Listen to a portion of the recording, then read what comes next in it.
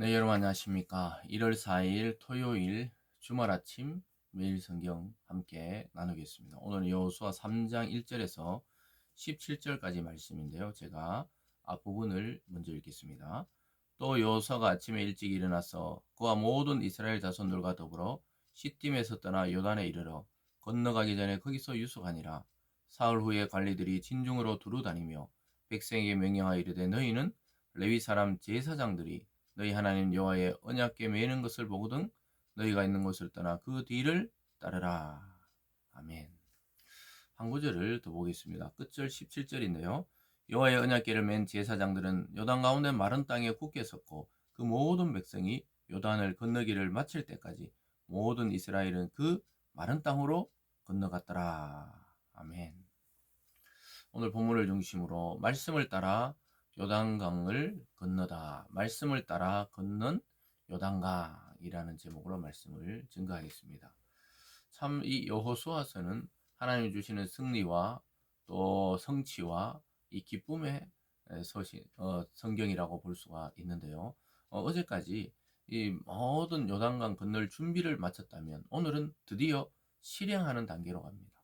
우리가 말씀을 듣고 믿고 또 묵상하고 기도하면서 거기서 머물면 안 되고 행동을 해야 됩니다. 그 말씀을 근거해서 행동할 때 성취라는 것이 열매로 맺어지게 됩니다.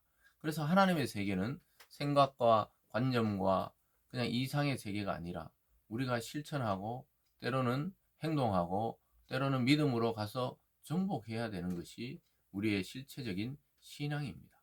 그래서 신앙이 관념 속에 머무르면 굉장히 어떻게 보면 이 현실성 없는 그런 이상주의에 머물기가 쉽습니다.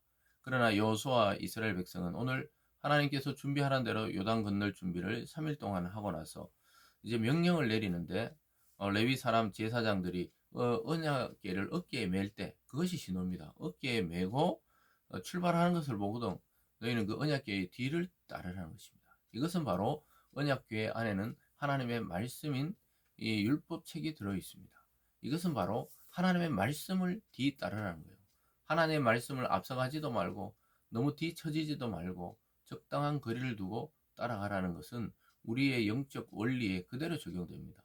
저와 여러분의 삶 속에서 우리가 여러 가지 정보를 듣지만 그 정보는 참고만 하셔야 되지 그게 생명시할 정보는 아닌 것입니다. 우리에게 진짜 중요한 정보는 성경을 통해 하나님이 나에게 오늘 무엇을 원하시며 어디까지 가기를 원하시고 어떤 것은 멈추기를 원하시고 어떤 것은 내 능력으로 감당하기 힘들어 보여도 도전하고 성취하라고 하시는 그러한 영감들을 말씀을 통해 듣고 나아가야 되는 것입니다. 그래서 이스라엘 백성은 언약궤가 가면 가고 멈추면 멈추고 이걸 40년 동안 훈련한 거예요. 모세를 통해 광야에서 그 언약궤가 가면 가고 멈추면 멈추는 것을 40년 훈련하고 나서 오늘 이 요단강 앞에 서서 그 명령을 내리니까 바로 알아듣는 거예요. 그래서 언약궤가 전진하면 따라가면 그냥 되는 거예요. 그래서 여러분 신앙생활은 내 생각대로 할 때는 어렵지만 하나님 말씀대로 하는 것은 굉장히 쉽습니다. 따라가면 되는 것입니다. 말씀이 가라 하는 곳까지 가고 멈추라 하면 멈추는 우리들이 되기를 바랍니다. 그러면서 이 요단을 건너기 전에 무기를 준비해라, 양식을 준비해라 이것도 중요하지만 가장 중요한 것은 하나님 앞에 정결하라고 이야기하고 있습니다. 5절에 보면요. 여호수아가 또 백성에게 이르되 너희는 자신을 성결하게 하라. 여호와께서 내일 너희 가운데 기이한 일들을 행하시리라. 참 놀라운 이 이스라엘의 정신이죠. 저와 여러분의 정신이 이렇게 되기를 바랍니다. 우리가 하나님 주시는 큰 복과 큰 성취와 큰 정복을 앞두고 흥분해할 것이 아니고 우리를 뒤돌아보고 성결케 하고 내 신앙에 오류가 있는지 없는지 내 사상과 생각에 오류가 있는지 없는지를 점검해서 필요 없는 것은 잘라내고 필요한 것은 채워 넣는 그러한 지혜가 있기를 바랍니다. 여러분 올 한 해도 이 여호수아의 말씀으로 시작하면서 잘 적용해야 될 것이 여러분의 가정도 여러분의 학교 다니는 학생들 같으면 그런 성취도 또 여러분이 사업하는 분이라면 사업의 성과도 직장 다니는 분들은 직장의 평화도 어디에 달려 있느냐? 저와 여러분에게 달려 있어요. 믿음의 사람들의 그 믿음과 행실과 또 하나님의 말씀을 어떻게 여기는 것과 내 삶의 바운더리를 성결케 하는 것입니다. 여러분 분명히 살아가다 보면 하나님이 기뻐하지 않겠구나 하는 생각을 주세요. 믿음이 깊어질수록 이 행동 또 이 사업 또 이런 일들은 하나님이 기뻐하지 않는다 생각하면 과감하게 버려야 됩니다. 그럴 때 하나님이 기뻐하는 것으로 꽉 채워줍니다. 이걸 못 믿으면 신앙의 발을 담그고 있으면서도 한쪽에서는 계속 자기 생각대로 한쪽 발은 그렇게 움직이기 때문에 늘 내 속에 갈등이 있어요. 평화가 있는 게 아니고 내 속에 말씀을 들으면 들을수록 갈등이 있다는 것을 아직 포기하지 못한 무엇인가가 남아있다는 거예요. 그걸 포기하세요. 그걸 포기하면 하나님이 어마어마한 하늘의 문을 열고 여러분이 목표하는 것보다 30배, 60배, 100배의 축복을 채워 주실 것입니다. 지금 이스라엘에게 요구하는 것은 수많은 무기나 또는 그 물을 건너야 되니까 수영복이나 아니면 잠수복을 준비하라는 게 아니에요. 성결하라 이렇게 말씀하고 있습니다. 그러면 너희 가운데 내일 기이한 일, 하나님이 행할 일을 보게 되리라 이렇게 말하고 있습니다. 그러면서 오늘 두 번째도 마찬가지예요. 요단을 건너는 방법은 언약궤가 먼저 들어가고 그 다음에 백성이 따라가는 것입니다. 11절로 가보면요. 보라 온 땅에 주의 언약궤가 너희 앞에서 요단을 건너가나니 이제 이스라엘 지파 중에 각 지파 한 사람씩 12명을 택하라. 온 땅에 주 여호와의 궤를 맨 제사장들의 발바닥이 요단물을 밟고 멈추면 요단물 곧 위에서부터 흘러내리던 물이 끊어지고 한 곳에 쌓이리라. 그래서 이제 막 요단을 건너는 방법은 언약궤를 맨 제사장들이 딱 들어가면 그 물이 어떻게 된다고요? 물이 쌓인다. 흘러오던 물이 멈추고 댐처럼 이렇게 쌓이게 되는 그러한 징조를 보여주고 그럴 때 너희들은 건너가면 된다는 거예요. 참 쉬운 일인데 참 믿기 어려운 말씀을 하시죠. 근데 오늘 결과가 어떻습니까? 백성들이 요단을 마른 땅으로 건너게 됩니다. 15절에 보면요. 요단이 곡식 거두는 시기에는 항상 언덕에 넘치더라. 궤를 맨 자들이 요단의 이름에 궤를 맨 제사장들이 발이 물가에 잠기자 곧 위로부터 흘러내리던 물이 그쳐서 사르단에 가까운 매우 멀리 있는 아담 성읍 변두리에 일어나 한 곳에 쌓이고 아라바의 바다 여매로 향하여 흘러가는 물은 온전히 끊어지며 백성이 여리고 앞으로 바로 건널세. 하나님 말씀대로 제사장들이 궤를 메고 요단물이 막 이때 여기 나오듯이 이 곡식을 거두는 시기는 물이 한창 넘쳤다 그래요. 막 홍수 나듯이.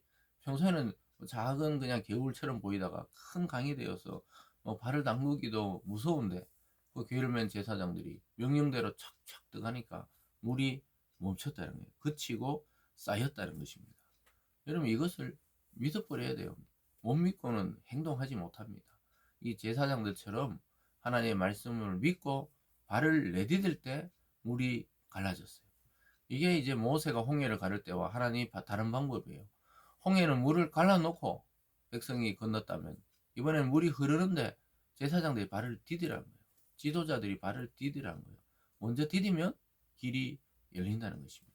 믿음으로 반응하니까 믿음으로 물이 쌓였던 거예요. 그러니까 뒤따르는 백성들은 그 말씀의 뒤를 따라가다가 평탄하고 마른 길로 걸어가게 됩니다. 17절이죠. 여호와의 언약궤를 맨 제사장들은 요단 가운데 마른 땅에 굳게 섰고 그 모든 백성이 요단을 건너기를 마칠 때까지 모든 이스라엘은 그 마른 땅으로 건너갔더라. 그래서 언약궤를 제사장들이 가만히 서 있는 거예요. 물 중간에.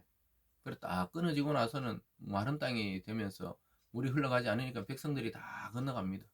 백성들이 다 건너가고 나서 마지막에 제사장들이 나중에 보면 마른 땅을 건너 나오고 나서 다시 물이 흘러내리기 시작합니다. 여러분 이것을 과학적으로 무슨 근거로 이야기하냐 이렇게 따지면요 아무도 하나님을 믿을 수 없습니다. 그냥 그런 일이 있었구나 믿음으로 받아들이고 오늘 나에게 요단강은 무엇이냐 내 앞을 가로막는 어려움 내 앞을 가로막는 거대한 산은 무엇인가 그곳에 하나님께서는 역사하시겠다는 거예요. 발을 디디라는 거예요. 두려워하지 말라는 거예요. 여러분 새하늘을 시작하면서 새로운 일이나 새로운 직장이나 또 새로운 어떤 준비나 이런 것들이 있으면 해보라는 거예요. 과감하게 결단하고 믿음으로 기도하고 발을 내디디면 역사가 일어날 줄 믿습니다. 사랑하는 여러분, 오늘 말씀 전체적인 3장을 통해 말씀으로 인도하시는 하나님을 따라 살아가는 새해가 되시기 바랍니다. 그래서 그 결과는 내 생각과 다르게 하나님 주시는 결과는 어마어마하다는 거예요. 생각지도 못한 땅을 내 땅으로 차지했던 이스라엘처럼 여러분도 생각지도 못한 하나님의 방법으로 이 어려운 이 경제가 어렵고 나라가 어렵다 그러고 이런 시기에 오히려 여러분들은 아주 놀라운 방법으로 하나님이 보호하시고 인도하시는 체험을 하게 될 것입니다. 믿음으로 반응하시기 바랍니다. 기도하겠습니다.